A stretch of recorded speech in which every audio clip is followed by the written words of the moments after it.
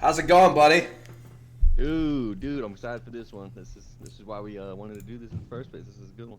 Nah, man, dude. I mean, we have a lot to untangle here. Yeah, there's a Um, lot going on. a lot of controversial stuff. Not in the sense of national perspective, except for what do we have? I guess one game's kind of well, two.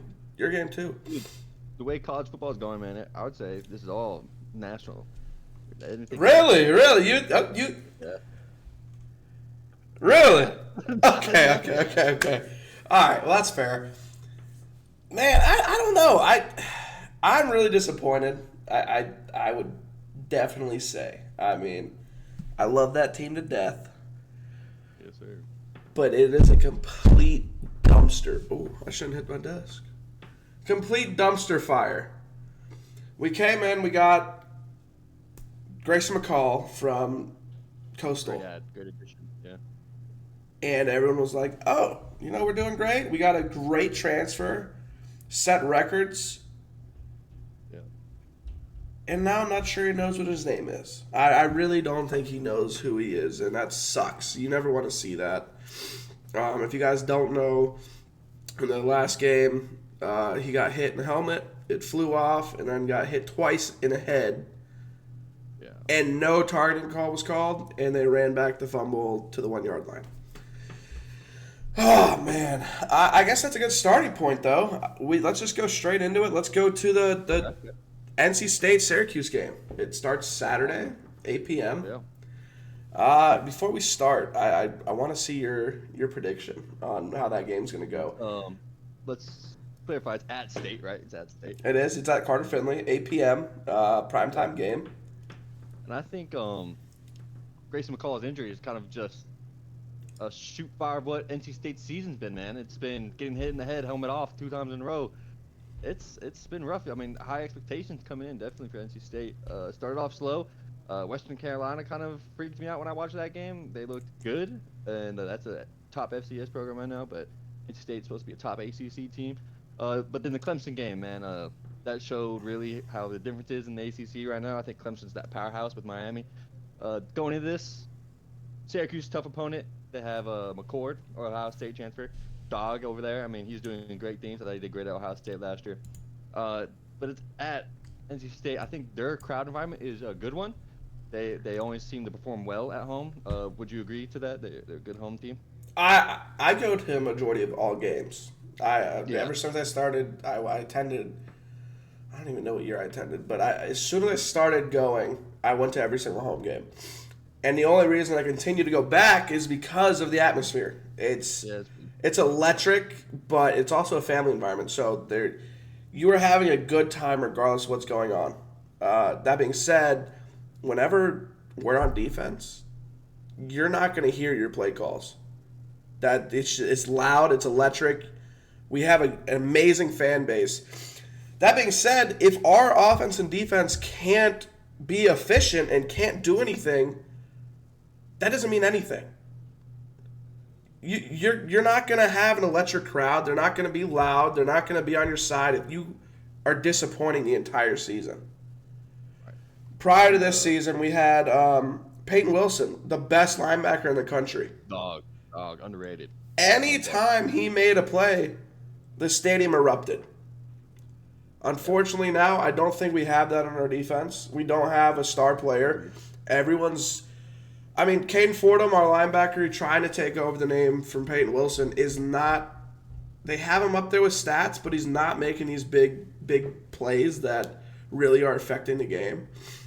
Right. And on offense, we're struggling. We have Jordan Waters. He was a great running back at Duke. He came to play at State, and we haven't used him effective.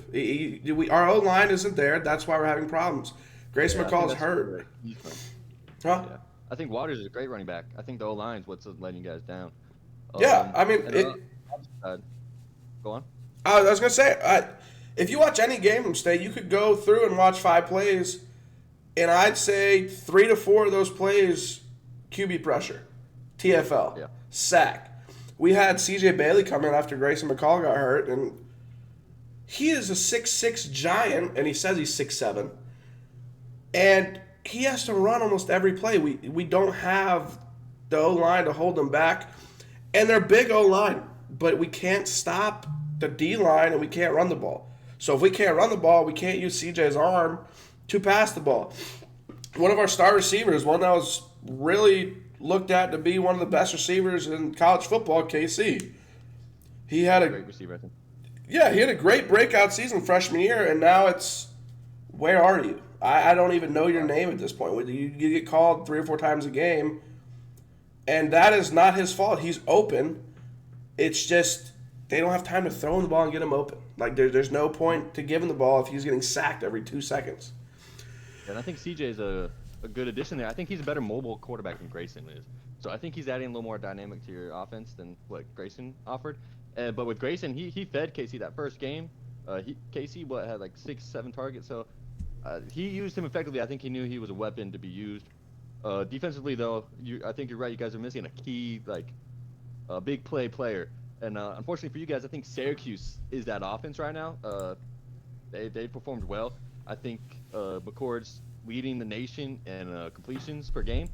So he's killing it over there. And I think, unfortunately for you guys, he's going to come in and take away the home field advantage, because home field advantage is only a thing if you let it be. And if he comes in there and shuts that crowd down fast, I think we see the Wolfpack go down here. So my prediction here is Syracuse by 10.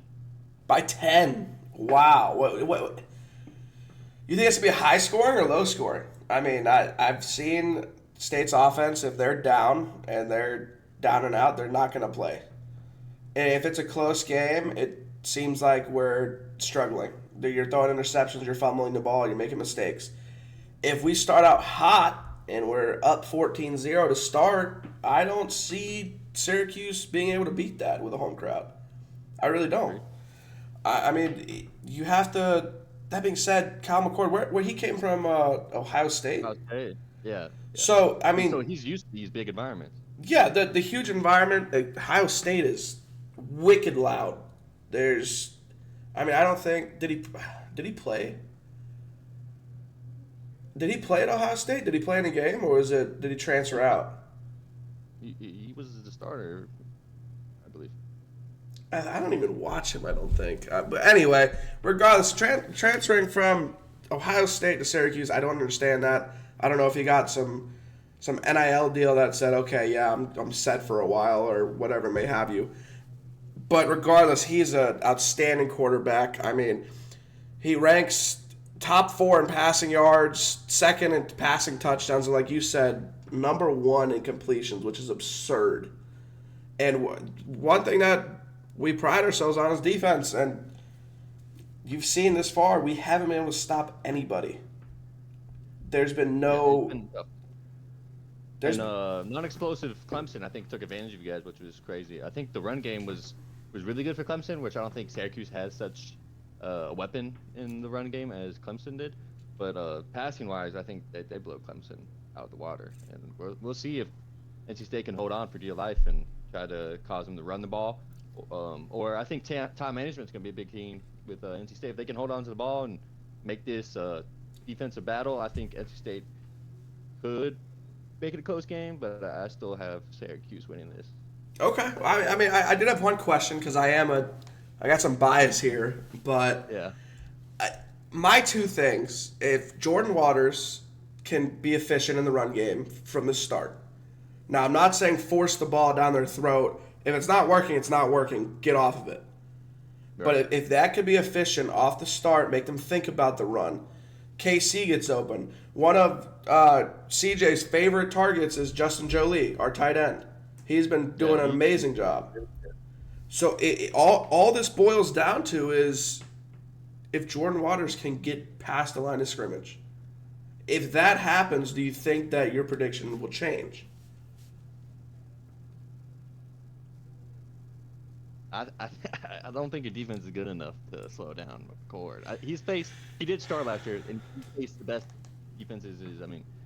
Last year Michigan's defense was pretty good, and he played against them. He's seen it all. I mean, this kid he's ready to dot up a ACC lackluster defense. Okay, I don't want to agree with you, but I totally do. I really. As a diehard State fan, I've had a disappointing season, but what's new? I mean, I got to get used to it eventually. I mean, Saints fans, you're used to it, right? I mean, you got to be used to it, right? Jesus. Am I wrong? Wow, you are not wrong. No, it doesn't hurt any less though. It doesn't hurt any less. I mean, you're dogging my team. I gotta shoot it back at you, man. We're talking. We're just talking. No, I won't root for them just because of you. But hey, you're not okay. All right. Okay. Well, regardless of what you're saying, I think the home field advantage for Carter Finley is something that is underrated. I mean, you've heard him talk about it forever. It's NC State's home crowd is electric. You coming into their house, they're loud, they're here to play. They're going to be there from the start of the game to the end of the game. That's just how it is. If they're getting blown out, they're going to be there. If they're winning or losing, or what did I say, blown out? If they're getting blown out, they're going to be there. If they're blowing somebody out, they're going to be there 10 times as strong. So regardless of the situation, if you're coming into our stadium and you don't have a game plan to win, there's no chance you're winning. So I'm going to have to go State 31, Syracuse 24. I think that it's going to be close, but I think State's going to pull it out. I think C.J. Bailey is going to finally get his stuff together now that he's probably going to be the start of the rest of the season. I think Grayson's out. Yeah. Coming when he got hit, it was scary. I really think he's done with football. If he does, he's going to be a undrafted free agent to go play in the NFL, but I think he's done with college. If I were him, I'd be done. I don't want to ruin my life for that. But yeah, I got State winning by 7. Yeah, I mean, I hope that goes well. I really do. Score I had Syracuse 31, NC State 21. Okay, well that's not bad. But I think it's a mediocre game.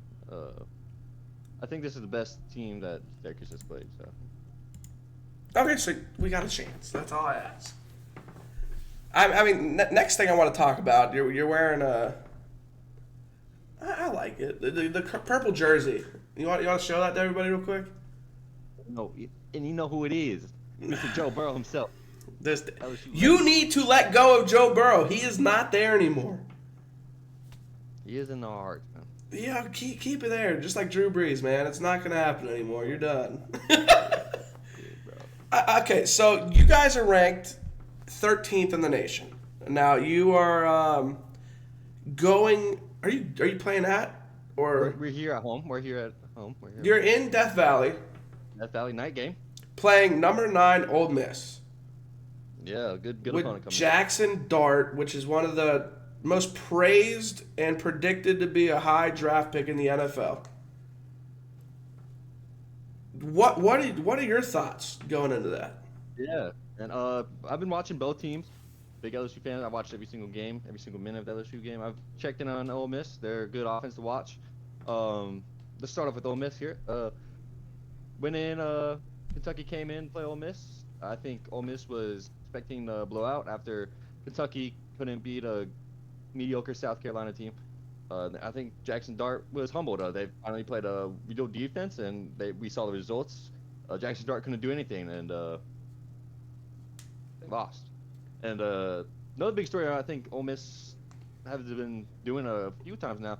It's big story. South Carolina coach talked about it after their game after they got blown out. LSU coach Brian Kelly even mentioned it pregame.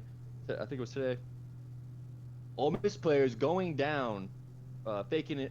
Faking injuries. I was about to say you better do that. And it's multiple times, multiple players. It's usually one player's done it the most out of anybody, and it's on defense. It's after a big play from the opposing offense, and they're slowing down the team, and it's been happening a lot in these last few games, and people are noticing it. And unfortunately, it's a part of football, but I think they're doing it too much. Have you noticed anything? Have you watched Ole Miss at all? I have not. I've seen stats and stories about Jackson Dart. I've heard friends and family talk about him. I try to stay away from him just because I have a special hate for them.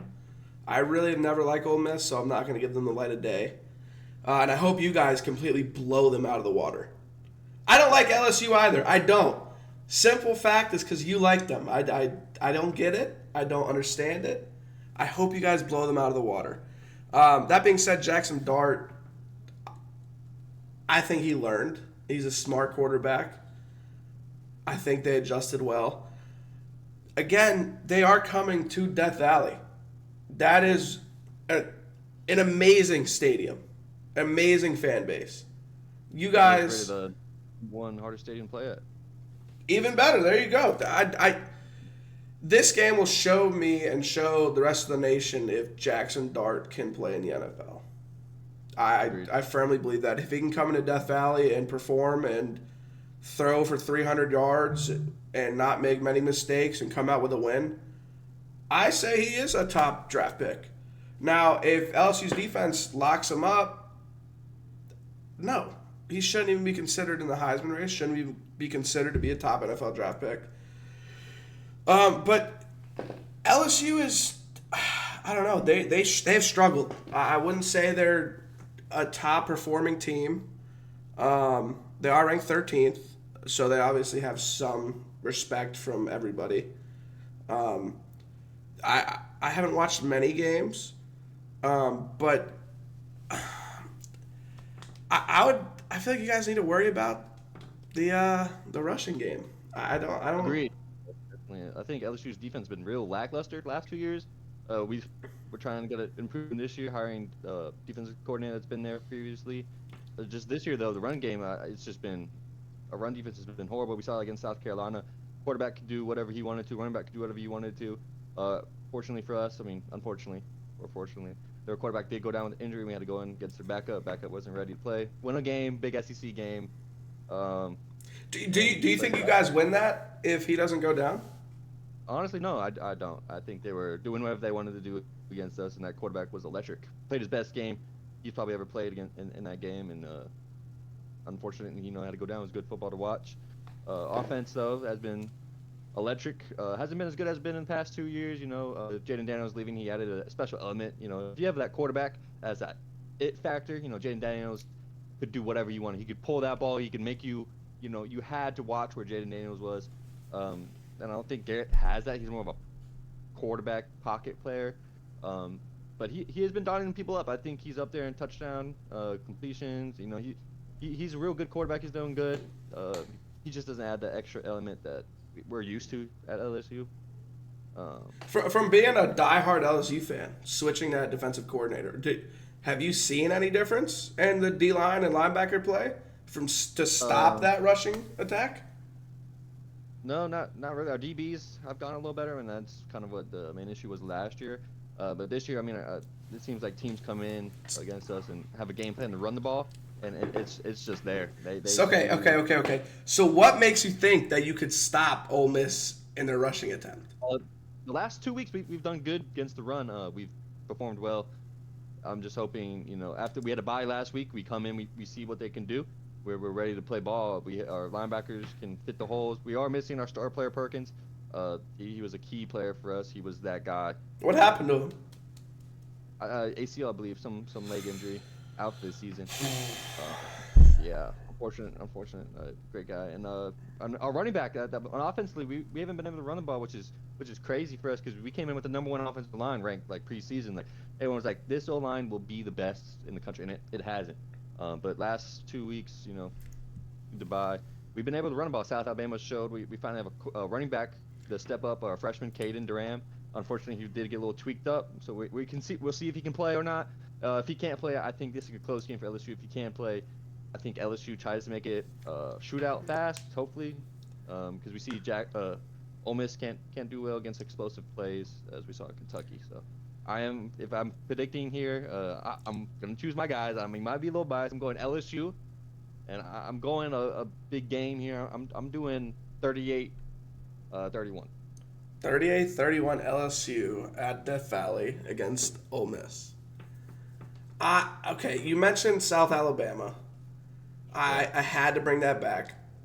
Why would you think that a good game against South Alabama would lead you to believe that you guys have a good team?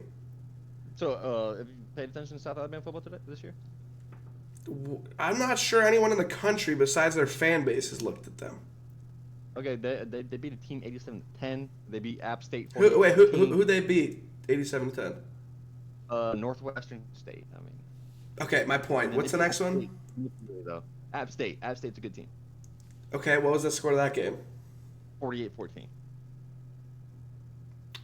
Okay, historically, yes, App State is a trap game. They're a good team, especially at home. Was that App State? Yeah, was that App State?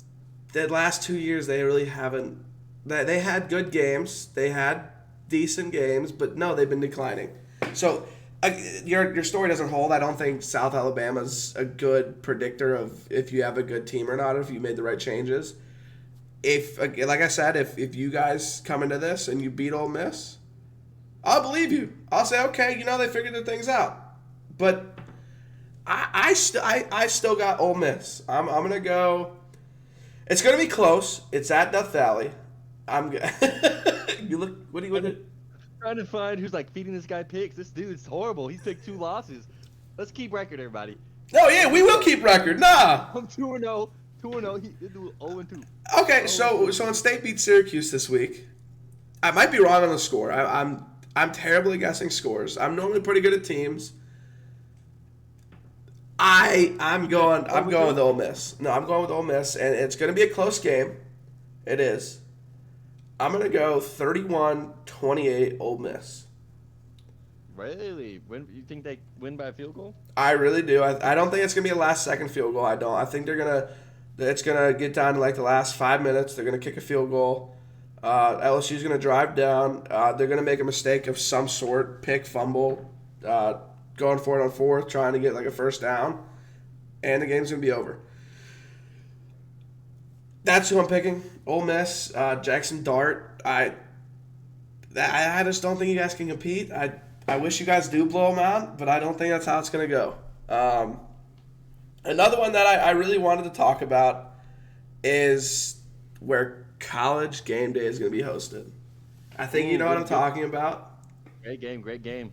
It's number 3 Oregon versus number 2 Ohio State. Great impact on this game. Now, this is historically, when I say historically, I mean the last 5-10 years. Ohio State's been crushing it. Wide receiver university. They've produced great quarterbacks.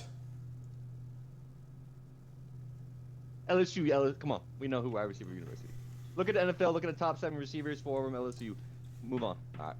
I'm looking for who cares. No, I said it when I said it, okay? They're a great program. Whoa, yo, Waterboy, chill. No, I just think Ohio State they're falling off. They're ranked high. They are, but I don't think they're doing the same production that they had in previous years.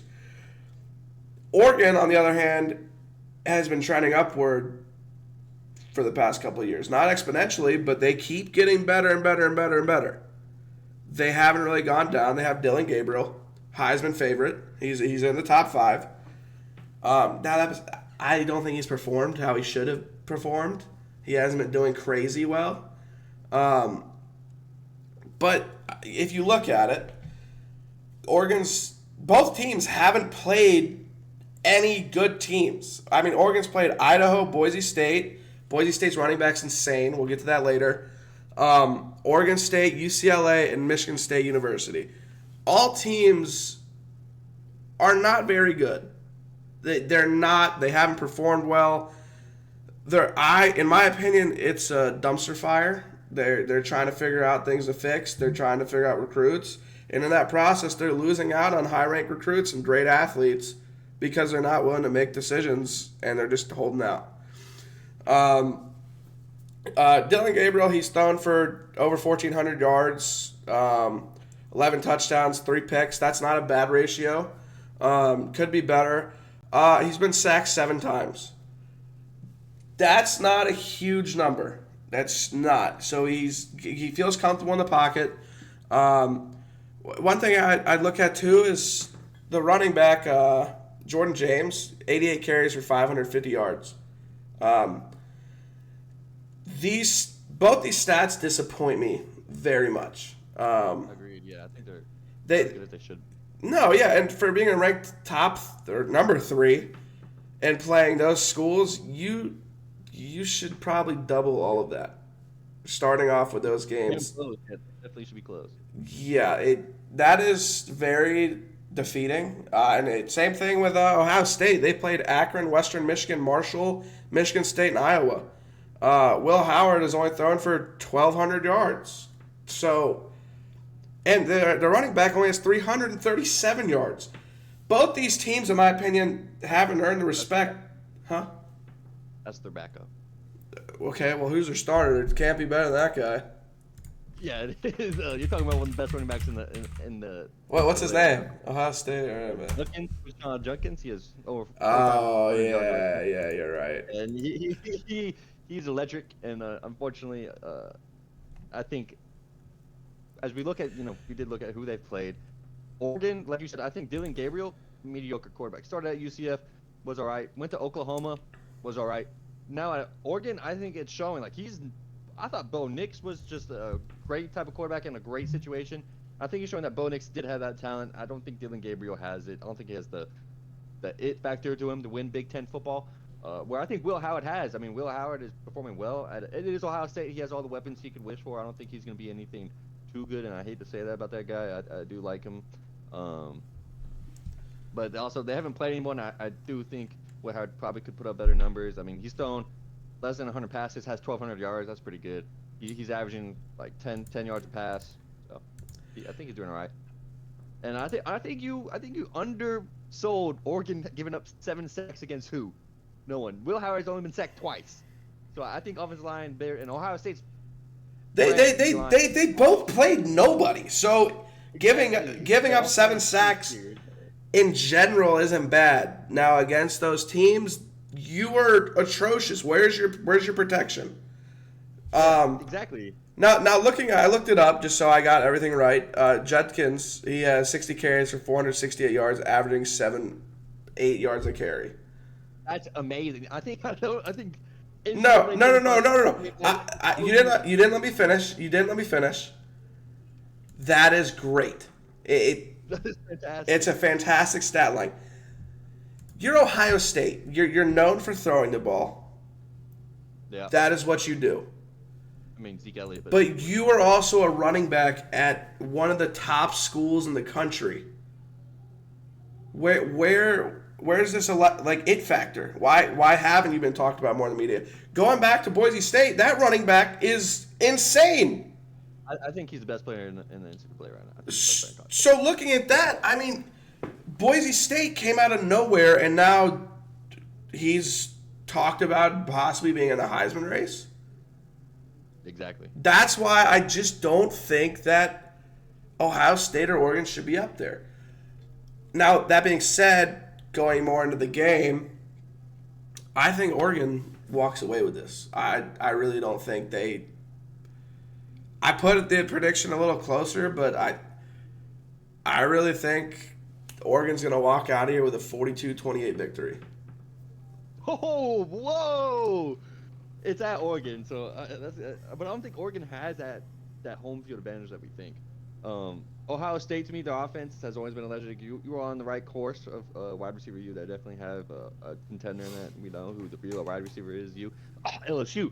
But Ohio State's offense is too good. I don't think Oregon is there this year. They came in trying to be that team. Like everyone was talking, Oregon is that team this year. They are gonna win it all. We haven't seen that really offensively. Close game with Boise State, I don't think should happen. And we just saw their defense really bad against the run. I know Boise State running back, best in the nation, but he had a day against them. And I think Judkins is not any worse than Boise State's running back, and I think he has a day. Ohio State's O-line has shown dominance early on, and I think if they do it here, it sets them up for a good rest of the season. Because Big Ten football, who they play, one person a year. Gotta be Oregon and then Michigan, dude. That's all you got. But Michigan's not up there either. They're falling off too. Michigan is not a good team this year. They can't throw the ball. All they can do is run the ball, and when all you can do is run the ball, you're not going to win games. Yeah, if you're getting locked up, you're not going to win games, and that's the problem with Michigan. Once J.J. McCarthy left. Yeah, Done. And I think Ohio State's they're defensively. I think that most of the points they've let up this season's 14, which is scary. That I mean they haven't played anyone. But Thank you. Once again, that's still a great stat line for their defense. I think Ohio State runs away with this one, and it's not close. I'm going 42-10. I think this is gone. Ohio State. I think we see Oregon get shown here. I think we get to see the facade that is Oregon. They're a West Coast team that was a good team last year, and this year they're not going to be able to compete with anybody in the SEC, and Big Ten football is the best they can do. We know they would dominate the Cupcake Conference, but that's all I got to say. Well, I thought you said some other conference was the Cupcake Conference. Who is it now? We both know who the Cupcake Conference is. But you just said dominate the Cupcake Conference, and they're not in the ACC. So what? I think that's the conference that they belong in the Big Ten and the ACC. I think they battle with Clemson in the ACC. I think they battle with Ohio State in this conference. It would be Michigan, them, but Michigan's. Not So who takes the crown for being the Cupcake Conference? You didn't answer my question. Oh, ACC for sure. Okay. I mean, your star team in the ACC right now is what, 1-4? All right, so we're moving on. What do you want to? I mean, we talked about we're gonna get to Ashton later. I got a game for you. You got a game for me? I got a game. Me? Game, I mean, I know. Yeah, for you. This is it, man. I know everyone hypes them up, but we gotta talk about one of the most electric players in college football, Travis Hunter, in Colorado Buffs against Kansas State. Dual threat player. Dual threat. Right. We haven't seen that ever before in college football, and Travis Hunter does it so well. He's in the Heisman running, obviously, as one of the best players, and if not the best player in the college football, but we'll talk about that later. Shedeur Sanders, decent quarterback. I think he's pretty good. I just don't think he has the offensive line and the talent there to do anything really good. I think this is a close game for Colorado. Kansas State has shown that they can play when they want to, and I think that they need to here. Kansas State has beaten everyone really well this year except one team, BYU. I don't understand that game. I baffled me. I was like, what the frick is going on? Family friendly here. What's up, brother? What's up, brother? Okay, is this game at Colorado? I believe this game's at Kansas State. Okay, well that makes it a little different for me.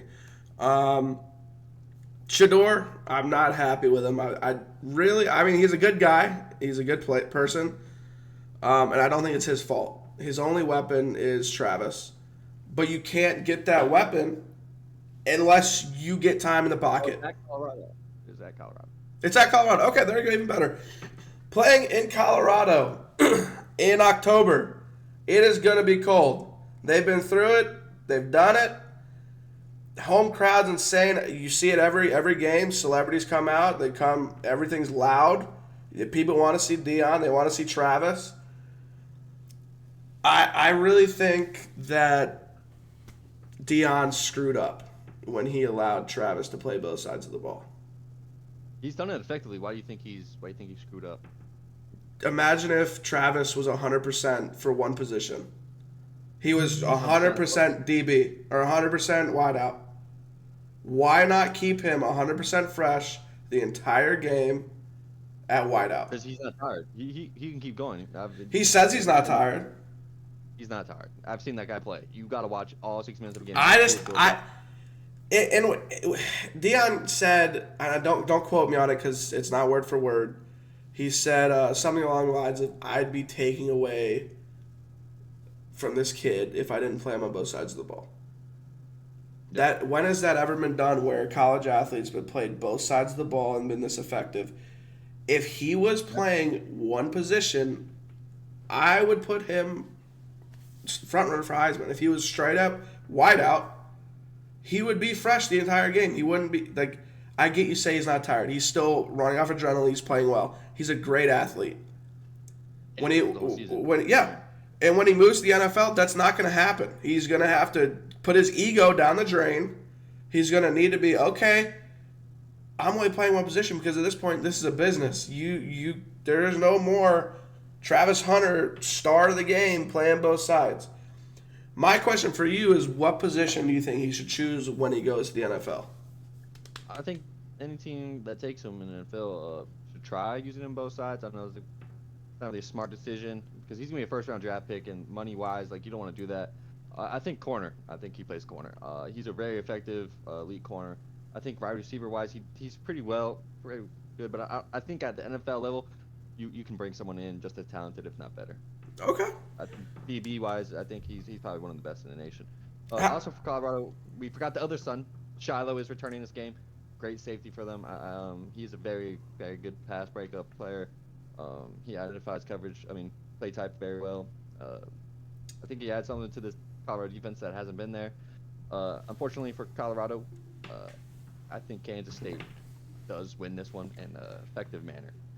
You think that Kansas State's going to come into Colorado and take over their stadium? I think this is not good for Colorado. I think this is very scary for them. Shedeur Sanders, I think, is probably the most sacked quarterback in the nation, which means he has no time to throw the ball to Travis Hunter, which he should do every play because fucking Travis Hunter is going to make a play. We see all the highlights of Colorado you see on Instagram or social media. It's a last-second play. Colorado won't have that this game. Kansas State's defense is too good. They're going to come in and make Shedeur should hurt. He's gonna be in pain, brother. I don't agree. I mean, yes, I agree that it's gonna be close. You said they're gonna take it over. I think it's gonna be close. They're at Colorado. Travis Hunter and Shedeur have taken over college football by storm in the media. That being said, they're both good athletes. I don't think Shedeur is a top even 10 quarterback. I think Travis. I really don't. I don't think he's a top 10 quarterback. I think it's people better than Shedeur right now. Me. Put me in there. No, he's a good quarterback. I just don't think even if he had the O-line needed, I don't think he could do that. Any ball, any play that he is struggling in, it's fuck it. Travis is out there somewhere. You saw the play. Travis was getting bear hugged in the end zone, and he reached around him and said, "Nope, that's mine." Yeah, that was crazy. That was crazy. So, has that guy. If they're gonna win this game, it's gonna be Travis Hunter as MVP. It's gonna be close. Travis is gonna be battle worn, bruised. Probably never want to play football ever again. I got my score. I think it's 24-21. I think it's close. But I think Colorado's going to pull it out, and Travis is going to have a hell of a game. The crazy thing about Colorado, real quick. What's that? No run game. They don't have a running back to run over 150 yards in the season yet. No, that goes back to you saying there's no line. There's no way to do that. There's no one. I think this Kansas State, if they come in and want to make an impact and not think like, oh, we're going to be on national television and this shit's going to blow up because Colorado's the hype team right now. This is either going to be really bad for Colorado or Colorado's going to take advantage of a team not ready for the highlights, the fucking big spotlight on them. If this tells you anything, I don't know who Colorado's running back is. I don't know his name. I don't know his number. I have it. Yeah, I don't know it. So I don't see him in the game half the time. Wideouts. How do you? It's from the time the game started. Run the ball, run the ball, run the ball, run the ball. Any team that can effectively run the ball has an explosive pass game. But my worry is, I don't think it will ever happen because of his name, but what happens to Dion? You come into this program, you get an insane transfer class, you have all this hype around you, and you just tank. You're back to Colorado. I think he's doing better than what Colorado was, which is great. I don't think they ever get rid of Dion because A, there's money coming into school, and B, it's a better program now, which is crazy to think. But they're a mediocre football team. Yeah, but where's that line of you had this expectation, you have his name, and people are leaving because I don't want to play for him. I don't want to commit there. If you're a kid, you're going into college, and Deion calls you and he's like, "Hey, I want you to play for my team." I'm going to Colorado. You're going to Colorado. Why hasn't that happened? Why haven't they had that number one recruiting class? Why haven't they had explosive seasons? Why don't they have explosive games? Yeah, and I don't think it's working. This transfer little build team. No, it's You not. need a solid developmental team. Like you need a team that's been there. Who does? I wanted to bring up. You just said that. Clemson football. Dabo Sweeney hasn't touched a single player in the transfer portal. Doesn't take one transfer. Yep. And they play Wake Forest this week. That's going to be a freaking blowout. Wake Forest doesn't stand a chance. Didn't Wake Forest beat somebody last week? Yeah. Okay. Don't talk about that. Again, we're having. They look good. Clemson's going to walk over them. But I wanted to point out, Dabo doesn't believe in the transfer portal, as many others don't, but they take advantage of it because they're making moves. They're doing better. Clemson is a developmental program, and that is why people stay there. That is why people commit there, because they know that they're family and they're going to keep building. It's a building program. You're getting built for longevity. You're getting built to go to the NFL. Deion isn't doing that. He's going straight for the transfer portal. Oh, you're ranked 13th in the nation. Let me take you. There's no chemistry there. If you look at the games, offense and defense, you've seen clips of Travis and Shador getting in fights because they're not playing well. They are best friends outside of football. They are getting in fights during the game. You see on defense, people are grabbing each other's helmets, yelling at them because there's no chemistry, and that's what the problem is. There's no family aspect. You've seen family or film of Deion in the locker room and in the what is that? In the auditorium, talking to them pre-game, pre-practice, film sessions. I haven't seen anything good out of that. It's always yelling. It's always bad things. There's nothing good coming out of that program. That is why they're failing. All they're focusing on is the bad things. They don't focus on, hey, we have Travis, he's a great weapon. While people are looking at him, let's give the running back the ball. Let's focus on run blocks. Let's give our tight end the ball. Why haven't they shifted away from just Travis? Why haven't they tried to focus more on their run game? I don't understand why. I just don't think they have the option to. I think Deion's a great coach, but yeah, I think they're missing that brotherhood aspect that's important for a team.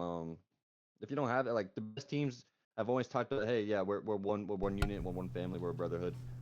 Colorado doesn't have it because they're a jigsaw puzzle that doesn't really mesh well, and it's not really a good aspect. I think they focus more on wins and losses individually as a team and stats. I think that's a me team. I think Shador wants stats. I think Travis wants stats. I think all those receivers want stats. I don't think they care about the win or loss. If they have a good day and they're down 40, like, I fucking did my job. Like, but no, like the focus of a team is the win as one. Who cares if I don't catch the ball one time? If I block that dude and my brother scores a 60-yard touchdown behind my back, I did my job. That's perfect. That's awesome. I'll die for that. That is the main focus of football. I know it doesn't compare to college football or NFL. I know I get it. Don't blow me out of the fucking water. I get it. In high school, we were the shortest, but we were the strongest and fastest team. And within 3 games of my senior year, before I blew my knee out, I was 3 times the national average in sacks and tackles for loss. I didn't know that. I didn't care. We were winning games. I was having a great time doing it. And my coach said, hey, sorry your knee blew out, but you had a hell of a season. And I was like, what are you talking about? He's like, your stats were insane. I was like, I don't care about stats. Go back and play the game. That is the problem, and that is what's causing these college football players to not do well and have these programs succeed. It is stats, me. I want to get to the NFL. Yeah. If they do their job and they perform well, they will get those stats. They will get higher recognition because they'll be ranked higher, going to bowl games, going to national championships. Exactly. Travis and Shador are being too egotistic, and all they want to do is perform for themselves, and that's why they're not succeeding. I agree. I totally agree. I don't know why I never liked Colorado, but it is what it is. let's look on the flip side of that. I mean, Alabama, I think they're a great team that Nick Saban built, and I think focus was on brotherhood. I think, yeah, they focus on stats. We saw like great receivers and everybody that come out that was stat driven, but I think it was more focused on, hey, yeah, we want to win, but let's be the best team we can be. Let's dominate. Let's not just win. Let's dominate the other team. And I think let's go to Alabama now. They have a new coach with a guy from Washington, Du Bois. And I think they're performing well. I think Jalen Monroe against Georgia was a front runner for the Heisman. I think he performed well. And then Vanderbilt came in a little. That story with that quarterback there is phenomenal. I love that story. I think they're a great team, and I think Alabama wasn't ready for what Vanderbilt had in store. And this week Alabama plays a tough South Carolina team. I think they're playing Alabama, Bryant Denny Stadium, Nick Saban Field, right down the road from me. And I think South Carolina could come in and shock them, but I don't think they do. Their quarterback's electric. If he comes in and performs like he did against LSU, I think South Carolina has a chance. But I think Bama, after a loss, is the scariest team to play in college football. And I'm expecting a bloodbath where South Carolina leaves on pieces. They leave in pieces. And, Do you think those are fucking balls here? Not family friendly. Sorry, brother. do you bring it out? Alabama does it. No, I agree, but at the same time, let's move away from. Obviously, we're going to talk about Alabama, South Carolina. That is right here, right now. Think about 5 years from now. Nick Saban's been gone for 6 years. Okay. Do you think Alabama is still that team? They have the prestige of being national championships, powerhouses, but Nick Saban's name is why these players are there now. Same with Clemson, Dabo Swinney. There's a reason they're there. Do you think Alabama continues to be a powerhouse? Do you think they still have that dynasty of, I'm always in the top 10. We're always here. We're a playoff contender every year. I think they have that prestige to them, and we see that they still have young players that are really good with that young receiver who's just the spotlight of college football right now. But no, I don't. I think they lose their prestige here in the next 5 years. They play SEC football, so I think they'll always be a contender. I don't think they fall off top 25 anytime soon. But I think there's a new I'm him guy in college football, and that's Texas. Texas is the best team in college football, and they will continue to be. The quarterback, Win Ewers, is the best, probably one of the best quarterbacks in college football right now. Sad to see him got hurt. But I'm also happy to see him get hurt because my guy Archie Manning got to play and show that he is going to be the next greatest quarterback to play the game of football. He's going to go and have a great college career, and then he's going to get drafted #1 in the NFL, and he's going to go to his grandpa's team and play for the New Orleans Saints. He's going to win multiple Super Bowls there, and he's going to have whoa. First, it's a Rattler era, so you got to slow down off. Right now, Rattler's taking the reins, but we'll talk about that later, bro. Okay, so we're going to talk about Texas. South Carolina at Bama. I would never in a million years want to be a player on the opposing team at the Tide. No. Yeah. You're going in that state. If you're not 100% efficient with your play calling, you're going to struggle.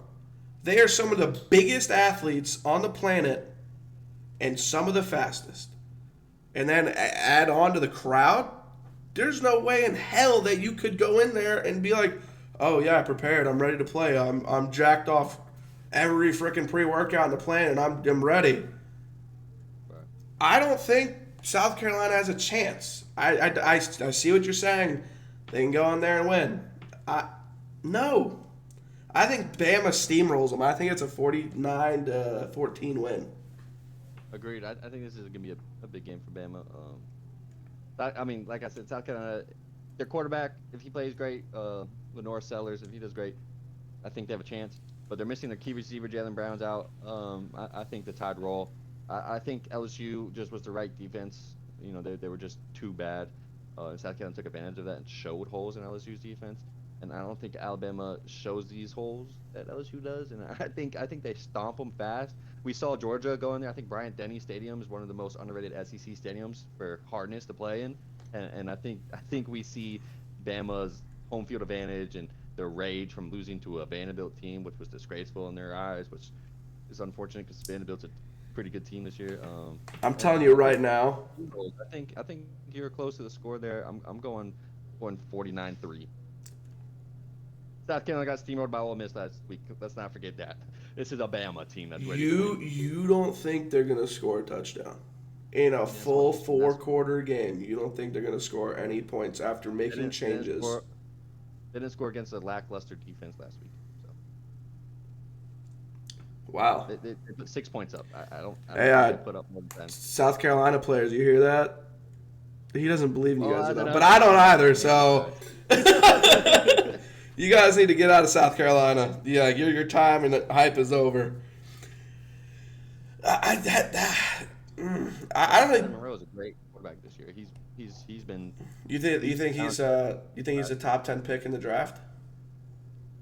I don't know if he's a quarterback ready for the NFL. I don't, but he's looking good. We'll see. I think he's a top 10 quarterback. I don't think he's a top 10 pick. So you have to look at it this way too. I mean, Bryce Young, he came out of there. They thought, oh, he's going to be a great quarterback. He played there. He's a great guy. Every player that I've seen that's been a number one pick struggles. Then you look at C.J. Stroud. They're pretty good, but You see C.J. Stroud. He comes in. Didn't really be. He wasn't looked at as an NFL quarterback. He said, oh, he's going to do okay. He's way better than Bryce Young. Now, that being said, the Panthers, their O-line is hot garbage. their team in general is hot garbage. Besides, they have a decent defense. Yeah. I don't know. I do think that Alabama has nothing to worry about, and this is kind of going to be like a scrimmage, and they're just going to have a great time. And I think their third and fourth strings are going to have a lot of playing time come the second half. I think you're right. Now, you were talking about, at this point, I think he's your damn son, Arch Manning.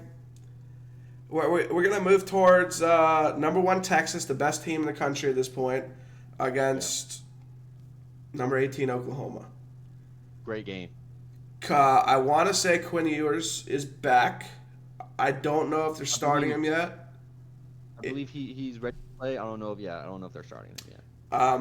Either way, I don't think it matters.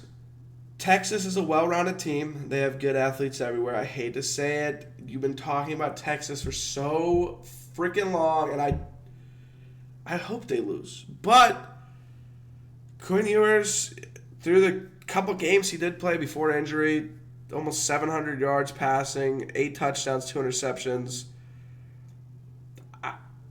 That's hard to stop.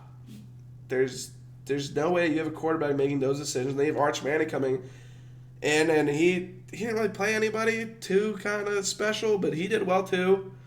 So that just proves that the quarterback for them really doesn't matter. I know everyone wants to talk about quarterbacks.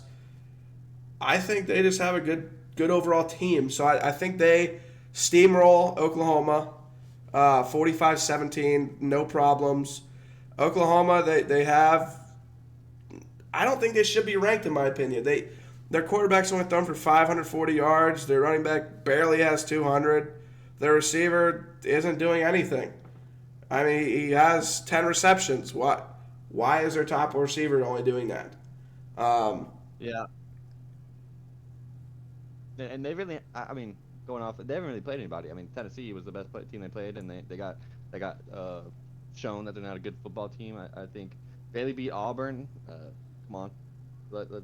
Bailey beat Tulane. Bailey beat Houston. I mean, this is not a good football team. I think they're overhyped. I agree they shouldn't be ranked. They had one good game against Temple. Come on. And it's Temple. Yeah, come on. Let's see Texas really show their dominance here against an SEC opponent. And it's not a bad one. They beat Mississippi State last week, but this is a little. I like Oklahoma over Mississippi State. I think Oklahoma's quarterback not the best. Running back horrible. Wide receiver needs better targets. I mean, he's a good receiver. I do like him. But I think he gets shut down by the best defense in college football, Texas. Their running back is not talked about enough. He's fucking killing the game right now. Isaiah Bond, a great receiver. Archie Manning hooks up with him way too often, and I love it. Love watching that connection. I just wish it was forever, and Quinn Ewers just was drafted already and living his best life. Well, I never asked you why do you have such a desire to see Arch play and succeed? Why is that because of his name, or is that because you actually like the way he plays? The hype around Arch Manning is crazy. I would love to see this kid just live up to it. Eli paying his uncles great NFL quarterbacks, great college quarterbacks. Archie Manning's just fun football to watch. I don't think anyone expected Archie Manning to have wheels like he does. That just shows he has another element to his game. He can throw the dot if he wants to. I mean, this kid is electric, and I wish he was on my team. I do. I wish, instead of staying at Texas another year and watch Quinn Ewers play, this kid was like, I'm gonna go to another SEC school down in Baton Rouge, where I love New Orleans because my grandpa played there, and he took Garrett Nuss on his job. But hey, you do you, Arch. I respect not transferring. I respect getting developed and everything, and I wish this kid the best career. It's unfortunate that Quinn Ewers is there and that he's a good quarterback as well. Texas rolls. Do you think that's hurting him in his college career by staying behind Quinn and not transferring like Joe Burrow did and trying to make a difference? No, because after this year, he has 3 years of the best football of his life. Texas is only coming up. Everyone else is going down. I think Texas is the program you want to be if you're top recruit in the class. Do you think he stays for those 3 years, or do you think he leaves early? Yeah, this kid has 2 years of football, great football, and he's going to get drafted. 3 years, I don't think. If he has 1 year where he gets hurt or a down year, he might. If he wants to win a national championship and he doesn't both years, I think this kid does stay. I think he's that kid that wants to be known as the best, and I love that about him. And he's truthful to his program. I think he's one of those kids that wants to be known as a Texas Longhorn, like a legend, and he will be. And these next 3 years for Texas football is exciting. I think they win it this year. They're my favorite. There's a few dark horses I like, but Texas, to me, when I watch them, is a complete football program since the get-go. They're ready to play football. The one thing I will say about Arch is that he's probably one of the most humble kids coming from such an elite family. I don't hear much of anything from him at all. I mean, the only thing that I've heard from him, and maybe I'm not looking hard enough, maybe it's not in my algorithm of my searches or whatever the hell it may be, but the only thing that I've seen from him is when he lost his student ID. And that was a joke. Yeah. So, this kid, I think, is very humble. Yeah, so I want to see every athlete succeed, but I just don't see him doing it at Texas. Wow. I really don't. I think he needs to get out of there. I think after Quinn's gone, it's going to be a shit show. I really don't think after this year, when everybody gets drafted, everyone's leaving, you need to figure out new things. I think he needs to get out. I think LSU would be a great fit for him. I hope he does go there. That'd be great. Or I can even see him going as far as, which I don't think he will transfer. I think he should. I'd like to see him go to Ohio State. Yeah, I think he would do really well at Ohio State with the receivers there. Great receivers, great O-line, great defense. And consecutively, like, they don't ever have a down year with that. Yeah, so I don't know. Maybe it's because I don't like Texas. Maybe it's because you talk about him every waking moment of the day, but You can overhype the heck out of him. I love it. dude, every time we talk about football, it's, Archie Manning, Texas, Quinn Ewers, I'm like, dude, you're wearing an LSU jersey. Yeah. Are you switching over? Is that what I'm hearing? You're switching from LSU to Texas? No, LSU always have my heart. Just Texas is the most exciting football to watch right now. I mean, LSU fucking hurts to watch sometimes, and it makes me want to, not do great things to myself. Texas football, though, is just, great. They're exciting. Watching that connection, like I said, nothing beats that. They're the best team in the SEC after Alabama's loss. I think next week is a great game against Georgia. Holy crap! I wish Archie played that one, but I think Georgia goes down fast. Really? Yeah. You don't think Kirby Smart and his team are gonna give Texas a challenge? We'll talk about it next week, man. But Okay. Yeah, you're right. Let me slow down.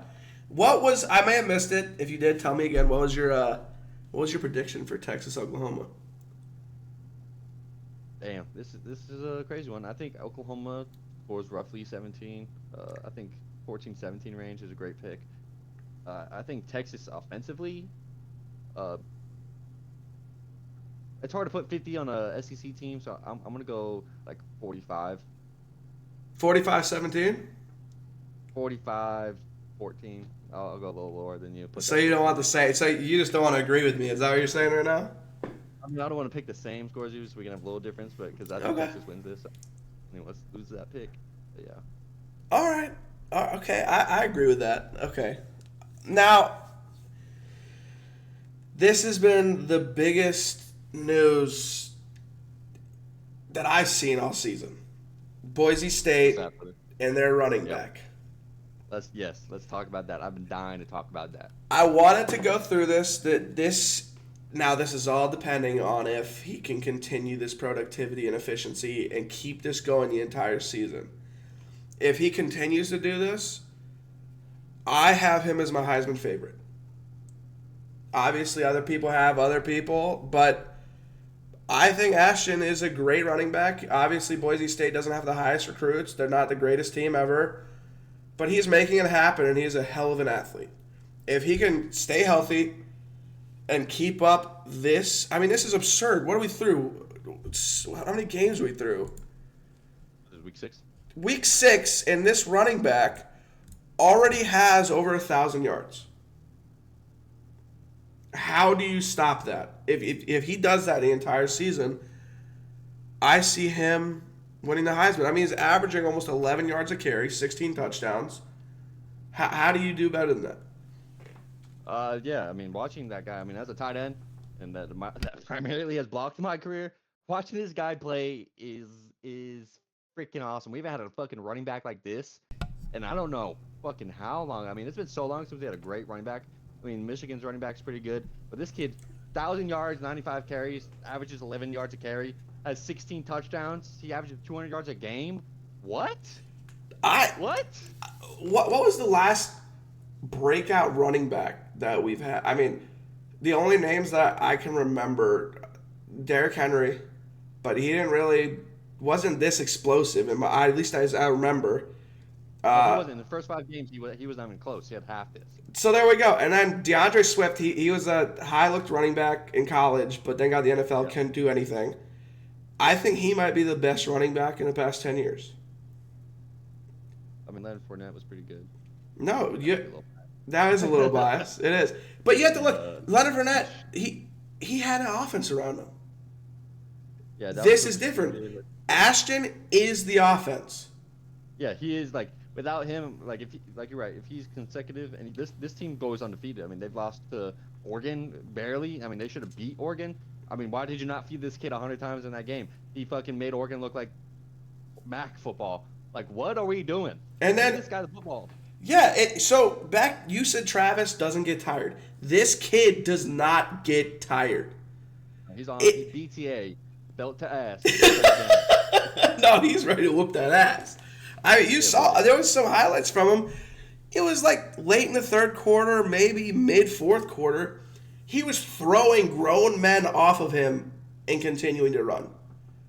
Can we just talk about something crazy real quick?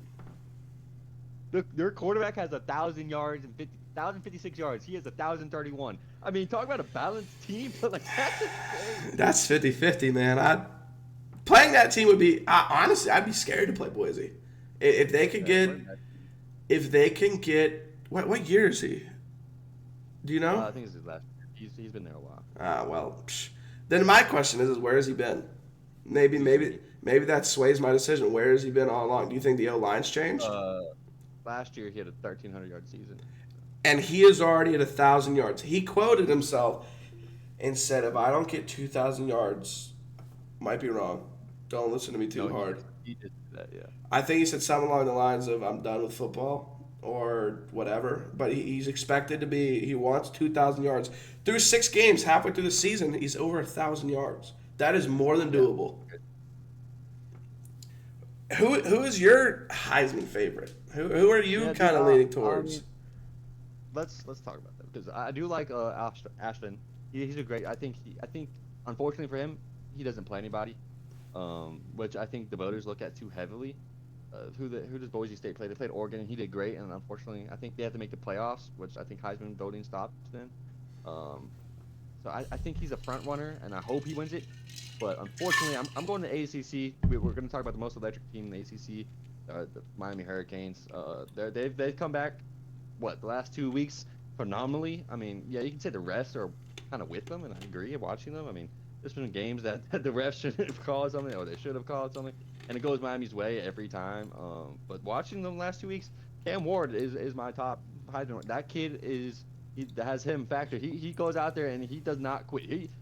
they were what down like 20 last week, and he came back, did his little celebration. I mean, this kid is fucking nice. He has what 2,000 yards in the season, 20 touchdowns, only throwing 5 picks, has a 91 QBR and 70% completion rating, pretty much.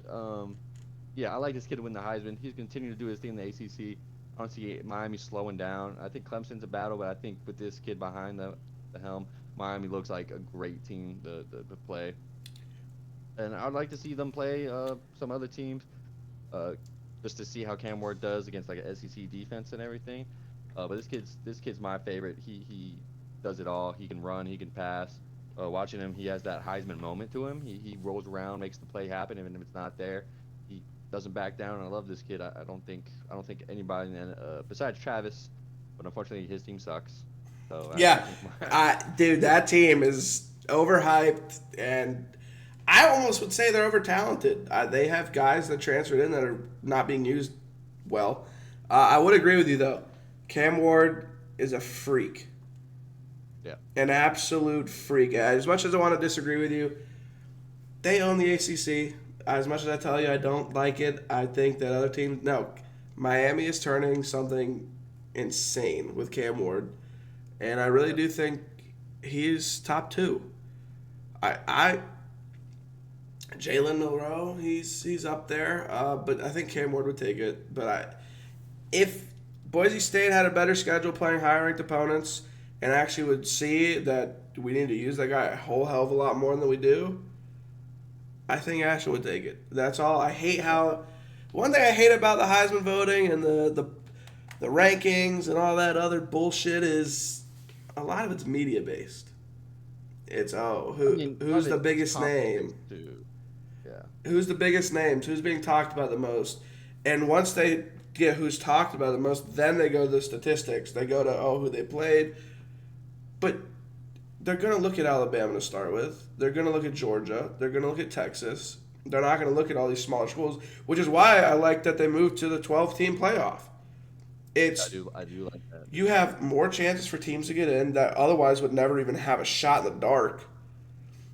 And you have Boise State this year, and they would never have a chance to. Like that one loss to Oregon this year would have ended their season last year. But now they have a chance to go in and make the playoffs and show them that they belong in top tier football. I mean, yeah. Yeah, I mean at first I wasn't too happy because it's like, you're switching up something that's been there forever. But this is a great business decision, but even better for the teams. You're going to see teams just like March Madness that come in. For example, NC State, when they came into March Madness, everyone was like, State, they're going to lose first round like we always do.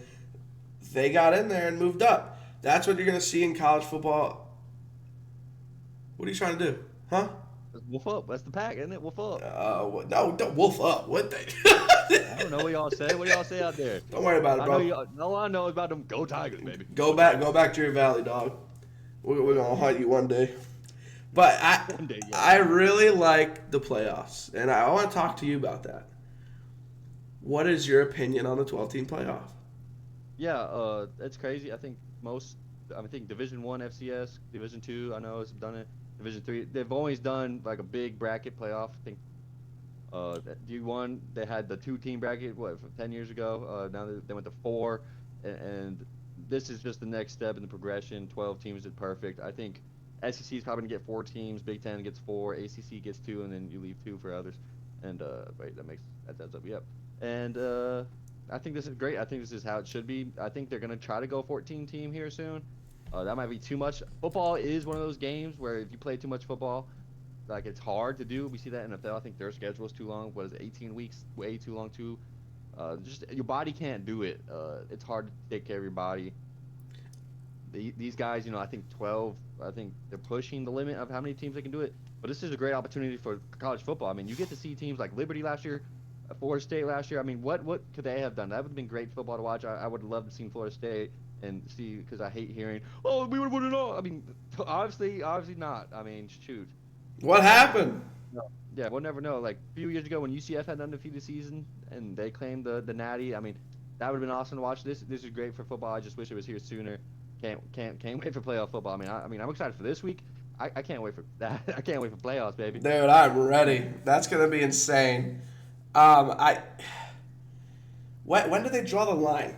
That's because Yeah. they're all like you said. When it's gonna get too long, your body's gonna get worn out. These guys eventually it's gonna wear on them, and then they're gonna go in the NFL beaten down, and they're not gonna be able to pursue NFL. Um, I agree. I think 12 is the stopping point, but then again, it's a business, so they want to make their money. They want to keep making more money on TV. They want to do whatever. They don't really care about the athletes.